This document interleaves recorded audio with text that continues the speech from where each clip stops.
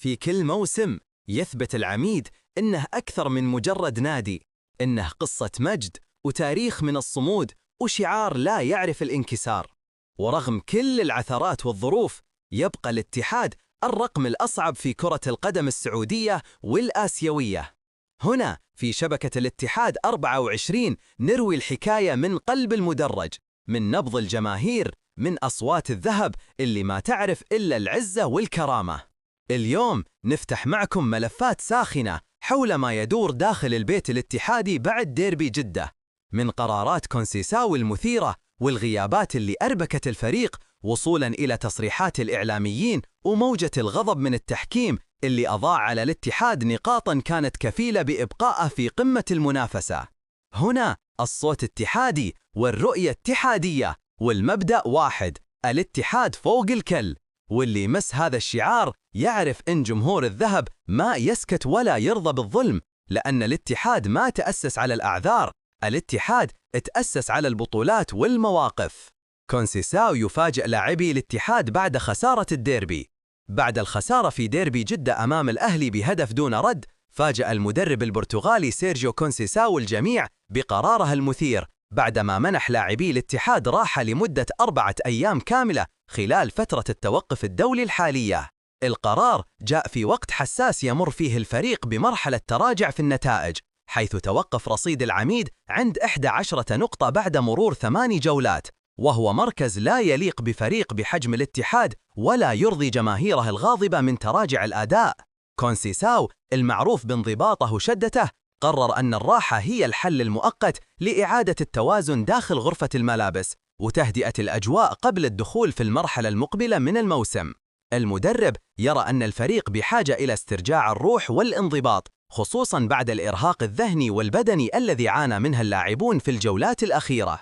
الاتحاد سيعود إلى التدريبات يوم الخميس المقبل على ملعب النادي في جدة، استعداداً لاستئناف المنافسات المحلية والآسيوية. الفريق أمامه سلسلة قوية من المواجهات، تبدأ أمام الرياض ثم الشباب في دوري روشن، وبعدها مواجهة من العيار الثقيل أمام الدحيل القطري في دوري أبطال آسيا للنخبة. المدرب البرتغالي يخطط لاستغلال فترة التوقف في تصحيح الأخطاء الدفاعية التي تسببت في خسارة عدة نقاط مهمة، بالإضافة إلى تحسين الفاعلية الهجومية التي تراجعت بشكل واضح منذ بداية الموسم. كما يعمل على إعادة الانسجام بين اللاعبين بعد عودة بعض العناصر المصابة التي غابت لفترات طويلة. الاتحاديون يثقون أن العميد مهما تعثر لا يسقط، وأن كل تراجع له هو مجرد استراحة محارب قبل العودة إلى القمة. التاريخ يشهد أن الاتحاد دائما يعود أقوى، خصوصا حين تكون الظروف ضده، لأن هذا النادي تعود على صناعة المجد من وسط العواصف. غيابات بالجملة تربك كونسيساو خلال فترة التوقف الدولي. لم تكد جماهير الاتحاد تهدأ بعد خسارة الديربي حتى تلقت صدمة جديدة، وهي غياب عدد كبير من اللاعبين عن تدريبات الفريق خلال فترة التوقف الدولي. المدرب كونسيساو وجد نفسه في مأزق حقيقي بعدما فقد ما يقارب 12 لاعبا دفعة واحدة بسبب ارتباطهم بالمنتخبات الوطنية ومعسكر الأخضر الإعدادي لكأس العرب التي ستقام في قطر في ديسمبر المقبل. قائمة الغائبين ضمت أسماء مهمة وركائز أساسية في التشكيلة الاتحادية مثل رايكوفيتش وكانتي وفابينيو وروجر فرنانديز وحسام عوار وصالح الشهري وعبد الرحمن العبود، إلى جانب مجموعة من الأسماء الشابة التي تمثل مستقبل الفريق. هذا الغياب الجماعي أجبر المدرب البرتغالي على الاعتماد على مجموعة من اللاعبين البدلاء والشباب خلال الحصص التدريبية الحالية، في محاولة للحفاظ على النسق اللياقي والتكتيكي وتطبيق بعض الجمل الفنية التي ينوي استخدامها في المرحلة المقبلة. ورغم الغيابات، ترى جماهير الاتحاد أن كونسيساو أمام فرصة ذهبية لإعادة ترتيب الفريق وتجهيز البدلاء اللي قد يكون لهم دور حاسم في المباريات القادمة. المدرب يدرك أن التحديات القادمة صعبة، خصوصاً في ظل ضغط المباريات في الدوري ودوري أبطال آسيا، لذلك يخطط لاستغلال هذه الفترة لتجهيز كل العناصر ذهنياً وبدنياً. الفريق الاتحادي يحتاج إلى استعادة روحها القتالية التي يعرفها الجميع، تلك الروح اللي كانت السبب الرئيسي في تتويجه بالألقاب وتحقيقه للبطولات. مؤشر خطر في الاتحاد بعد تصريحات كونسيساو. من الواضح أن الأجواء داخل الاتحاد ما صارت مريحة بعد الديربي الأخير، خصوصاً بعد تصريحات المدرب البرتغالي سيرجيو كونسيساو اللي أثارت قلق الجماهير الاتحادية.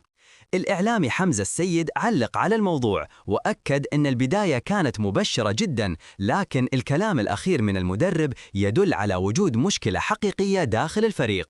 كونسيساو صرح بعد المباراة بأن اللاعبين لم يطبقوا ما تم العمل عليه في التدريبات، وهنا تكمن الخطورة، لأن مثل هذا التصريح يوصل رسالة سلبية ويكشف عن خلل في التواصل أو الالتزام داخل الفريق، وهذا الأمر جعل كثير من الجماهير تطرح تساؤلات حول مدى قدرة المدرب على فرض شخصيته الفنية والسيطرة على غرفة الملابس. حمزة السيد قالها بصراحة: فرحنا ببدايتك يا كونسيساو، لكن تصريحاتك بعد كل مباراة باتت مقلقة فعلا، والآن تقول إن اللاعبين ما طبقوا التعليمات، وهذه كارثة حقيقية ومؤشر خطر على مستقبل الفريق. كلامه يعكس إحساس مشترك بين جماهير العميد اللي تطالب المدرب بأن يفرض الانضباط الكامل، وإن البقاء لازم يكون للأفضل فقط بدون أي مجاملات. الاتحاد ما يتحمل مرحلة ضبابية جديدة، خصوصاً بعد التراجع في النتائج، وكل اتحاد اليوم يطالب بالعمل باحترافية ومهنية عالية من أجل مصلحة الكيان.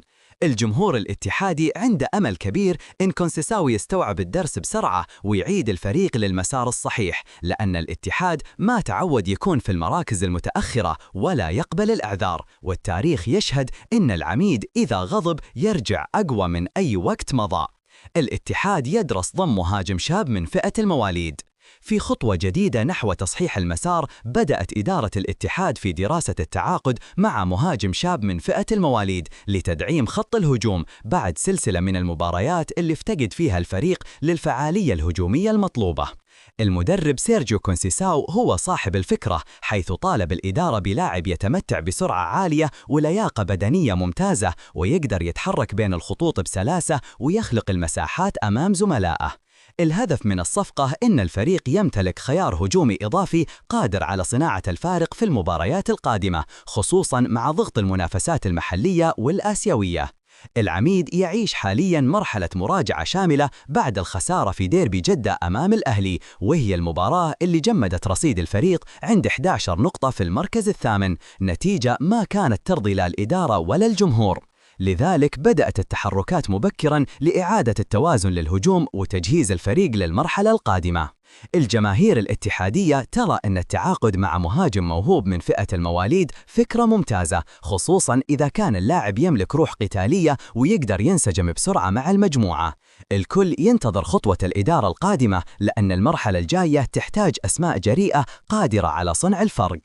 الاتحاد دائما ما كان سباقا في اكتشاف المواهب وتطويرها، وعودة العميد الحقيقية تبدأ من مثل هذه القرارات الذكية اللي تجمع بين الطموح والتخطيط للمستقبل.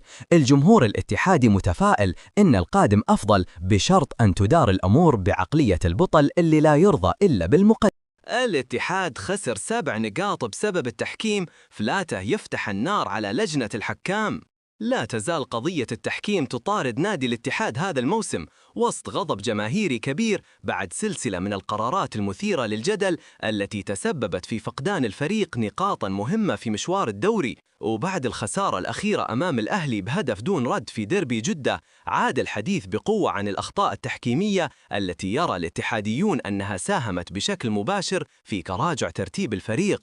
الناقد والإعلامي الرياضي عبد الله فلاتة شن هجوما لاذعا على لجنة الحكام خلال حديثه في برنامج أكشن مع وليد على قناة MBC أكشن، مؤكدا أن الاتحاد خسر 7 نقاط كاملة منذ بداية الموسم بسبب قرارات تحكيمية غير عادلة.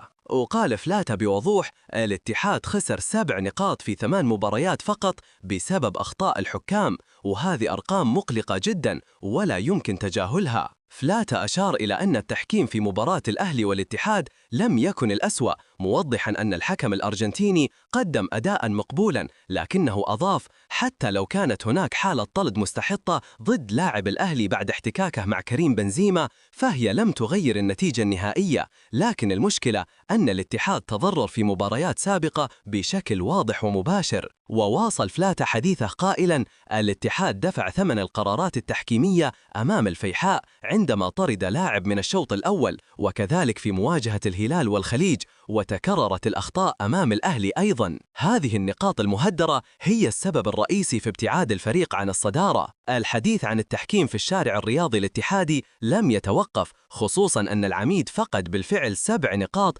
كانت كفيلة بأن تبقيه في دائرة المنافسة على القمة. الاتحاد الآن متأخر بفارق 13 نقطة عن النصر المتصدر، رغم أنه قدم أداءً قوياً في أكثر من مباراة، لكن الأخطاء التحكيمية حسب رأي الاتحاديين كانت القاسم المشترك في كل التعثرات. جماهير الاتحاد طالبت لجنة الحكام بالتحرك الفوري ومراجعة الحالات الجدلية التي شهدتها مباريات الفريق، مؤكدة أن العدالة لا بد أن تكون متساوية بين جميع الأندية، وأن الأخطاء التحكيمية المتكررة أصبحت تهدد نزاهة المنافسة. الرسالة التي يرددها جمهور الذهب اليوم بصوت واحد: العدالة أولاً، لأن الاتحاد نادي لا يطلب مجاملة لكنه يرفض الظلم. الجميع يريد فقط أن تدار المباريات بإنصاف وأن يحصل كل فريق عادل داخل الملعب.